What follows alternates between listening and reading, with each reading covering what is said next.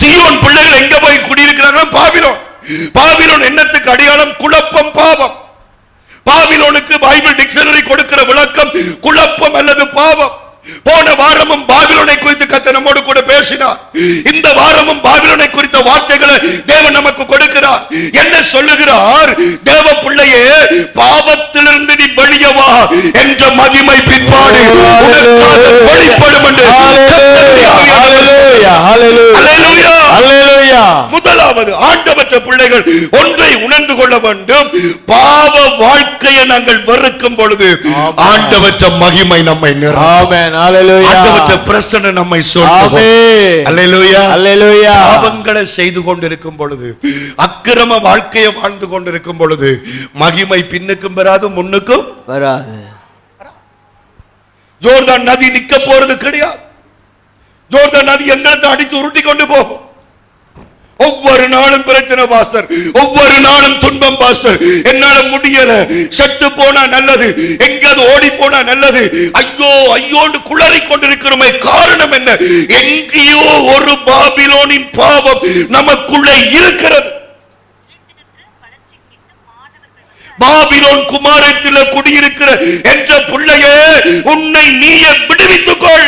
ஆமென். ஆண்டவர் சொல்லவில்லை நான் வந்து உன்னை தூக்கி விடுவேன், நான் வந்து உன்னை விடுவிப்பேன் என்று சொல்லவில்லை. நீ விடுதலையாகு. ஹல்லேலூயா, ஹல்லேலூயா, ஹல்லேலூயா, ஹல்லேலூயா, ஹல்லேலூயா. யாருக்கு கடன் கொடுக்க வேண்டும் அந்த கடனை நீ கொடு. யாருக்கு நீ ஏமாத்தினையோ அதுல ஒப்புரவாகு. யாருக்கு என்ன குறை உன்ற வாழ்க்கையில் இருக்குதோ அந்த குறையை நீதான் நிவர்த்தி செய்ய வேண்டும். ஆமென். அல்லேலூயா, அல்லேலூயா. பாவங்களோடு கூட இருந்து கொண்டு, அடாவடித்தனங்களோடு கூட இருந்து, ரதன் கடைக்கு 5000 ரூபாய் கொடுக்கவனும் நான் தார நேரம் தருவன், நீ பொலிசிட்ட போய் சொல்லன்னு சொல்லி கொண்டு நீங்க மகிமை மகிமை என்று கேட்டா மகிமை வரப்போறது கிடையாது. ஆமென். 5000 ரூபாய் கடன் என்றால் 5 நாள் சாப்பிடாமல் இருந்தாவது கடனை கட்டவனும், அப்பதான் மகிமை வெளிப்படும். ஹல்லேலூயா, ஆமென் சொல்றீங்களா? இது ரோட்டு முழுக்க கடன்காரன் துரத்தி கொண்டு திரிவான், இவே புரோயிலர் இறைச்சி தின்று கொண்டு இருப்பான். ஒரு கட்டத்தில் என்ன நடக்கும்? ஓரத்துல கால் வைக்க நதி இழுத்து கொண்டு போய். இன்னைக்கு நிறைய பேருடைய வாழ்க்கைகளை பார்க்கும் பொழுது பாவங்கள், சாபங்கள் நிரம்பி இருக்கிறது. திருச்சபைக்கு ஏன் வருகிறோம்? ஆண்டவருடைய சமூகத்துக்கு ஏன் வருகிறோம்? இவ்வளவு போன கிழமைக்கு முதல் வாரம் ஒரு ஊழியக்காரன் வந்தார். அவர் சொல்லும்போது ஒரு வார்த்தை சொன்னார், அது நீங்க எத்தனை கவனிச்சு கொள்ள தெரியாது. சபை எண்ணிக்கையிலே வளருகிறது, பரிசுத்தத்திலே குறைந்து போகிறது. எண்ணிக்கையில வளர்ச்சி இல்ல, பரிசுத்தத்திலே வளர்ச்சியை கர்த்தர் எதிர்பார்க்கிறார். அன்பு இருக்க வேண்டும், பாசம் இருக்க வேண்டும். அல்லேலூயா சொல்லுங்க. பரிசுத்தம் இருக்க வேண்டும், விட்டுக் கொடுத்தல் இருக்க வேண்டும், மன்னிப்பு இருக்க வேண்டும். மகிமை தானாக வரும், மகிமை தானாக வரும். எதுக்கெடுத்தாலும் கோபம், எதுக்கெடுத்தாலும் சினம், எதுக்கெடுத்தாலும் எரிச்சல், இப்படியே இருந்தால் எங்க மகிமை வரும்? எங்க பிரசன்னம் வரும்?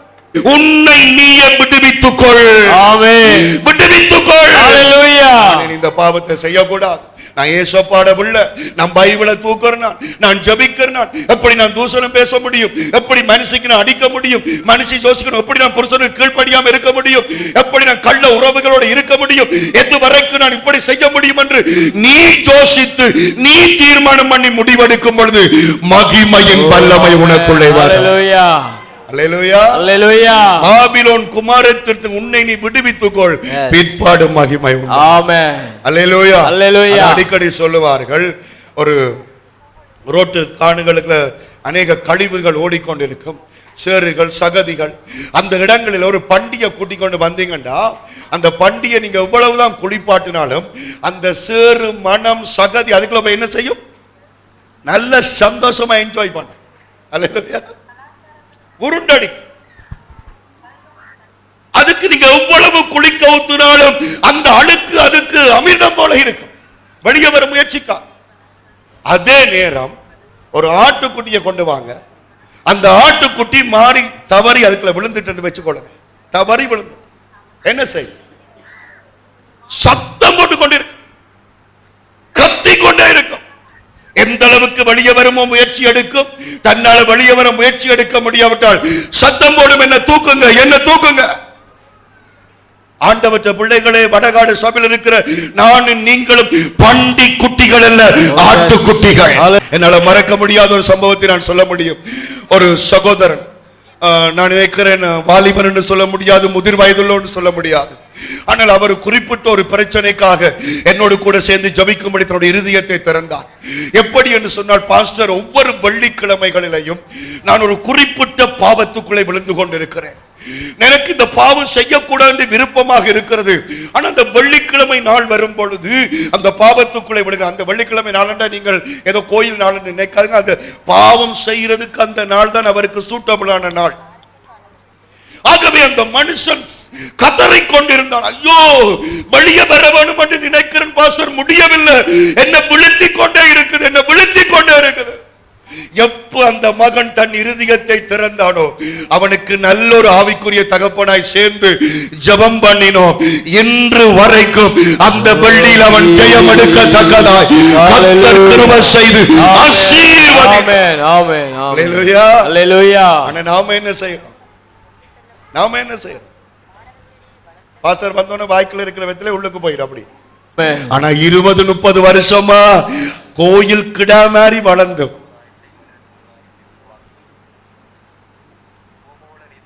பாவம் என்னன்னு தெரியுது இல்லையே. பிள்ளையோட கதைக்கிறேல, மனுஷியோட கதைக்கிறேல, அன்பு இல்ல, பாசம் இல்ல, எப்படி மகிமை வரும்? ஐயா, காலையில அழுகை என்றாள், மாலையில் அழுகை என்றாள், காலையில் அக்களிப்பு. ஆமென். ஒரு நேரம் நீ விழுகிறாயா, இன்னொரு நேரம் நீ எழும்பி நிற்க. ஹல்லேலூயா.